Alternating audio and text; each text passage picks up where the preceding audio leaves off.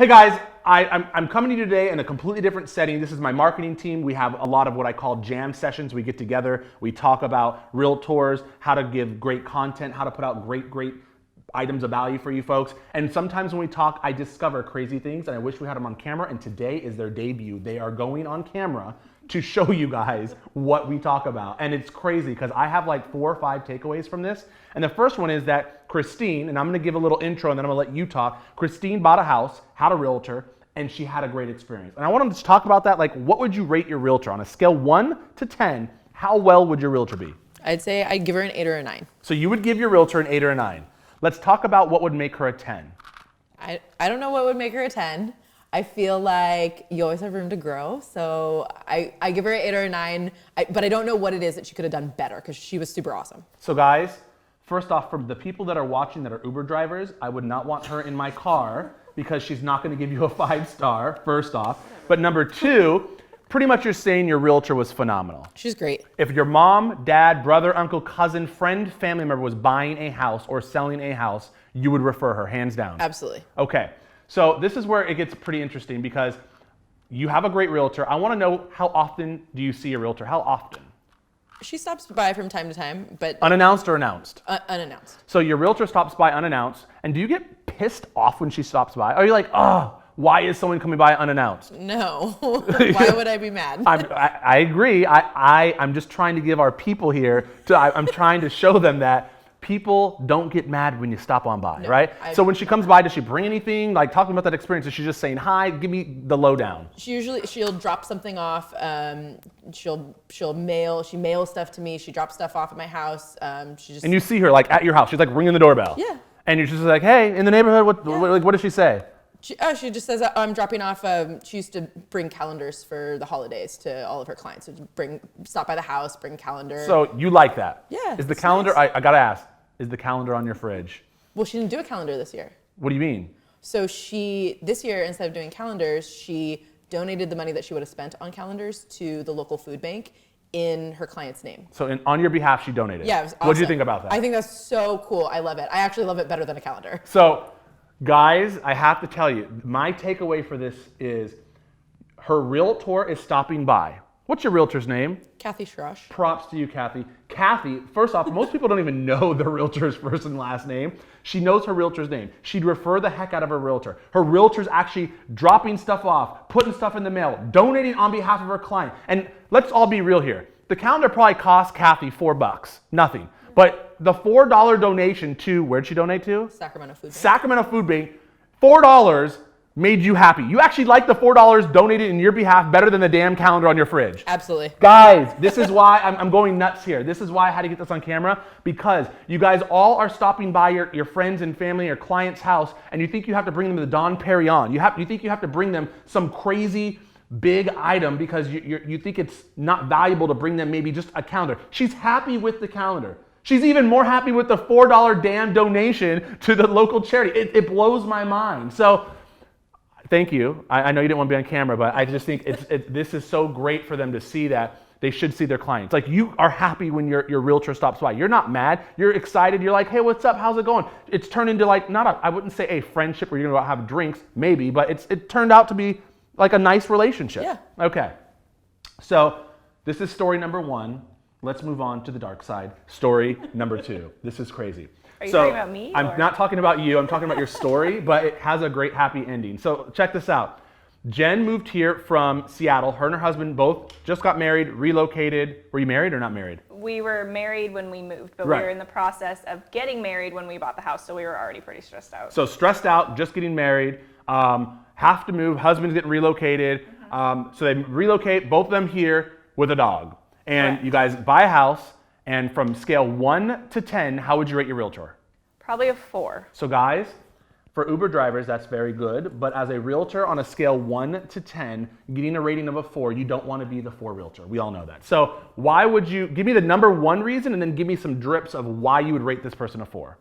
The number 1 reason was communication. Like I said, we were already pretty stressed out. We had so much going on. We were moving to a place we didn't know and getting married, and we felt like there was a lack of communication.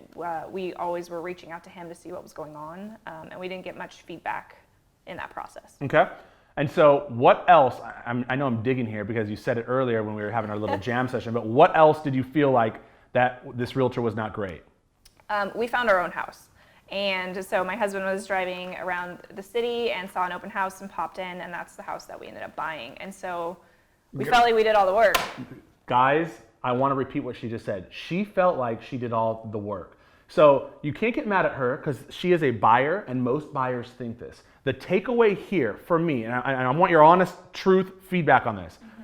What I do with my buyers is I sit down and say, Jen, most likely you're going to be driving around the city and you're going to stop in an open house. You're going to want to, right? You're checking out neighborhoods. You're just moving here from Seattle. You probably want to see homes around the area, and you're going to see an open house. Number one, I'm going to give you a stack of my cards, because what happens is when you go in these open houses, these other agents, they're like vultures, right? They're going to come and attack you. And I want you to just say, hey, guess what? I'm here to take a look at the house. I have a realtor I'm working with. Here's their card. They'd be more than happy to talk to you about what I think about the house. And what happens is you're going to be left alone and you're going to look at the house. You're going to be unbothered by this realtor who wants your business, and you would probably be okay with that. Would you do that? Yeah. Okay, number two, if I told you, hey, Jen, also, you're probably going to see a lot of homes online. I mean, you're very savvy, you're online, you're very anxious, and you might occasionally find a home and online before I even send it to you. That's very common in real estate, especially with technology. So if I explained those two things to you and articulated that will help you, right? Guys, you need to do this. Would you, true answer, would you have thought that I didn't do any work? Would you have thought you did all the work? Would you have given this person that low of a score? Maybe at 1 point, 2 point, 3 points higher. Would you have given them that? It would have helped. Right. It definitely would have helped. So I think the story here is over communicate, right? Let your clients know, set the expectations, because she believes, and now she jams with us, so she understands all the work that realtors truly do, right? I mean, she believed at the time that her realtor didn't really do much. And he did. There's a lot more than just finding the home. That is one aspect of it, but you have to set the right expectations, and that's part of the story. So let's go into a deep, dark place now altogether, because it's going to get crazy now. I'm telling you, this is where the story made me, I had to turn to them. I had to get the cameras. It's crazy. So your realtor's not great. Would you refer your realtor to a friend or family right now? No. You would not. No. If you had to sell your home tomorrow and you were going to buy a big home because you had babies or whatever, would you, I know that's crazy, a weird analogy, but let's roll with it. Would you use him to sell your house? No. So this is where it gets to a dark. I want to hear music, like dark music in this video, Lou. I'm just letting you know, because this is a very dark moment. It's very interesting, because if your realtor maybe stopped by an occasion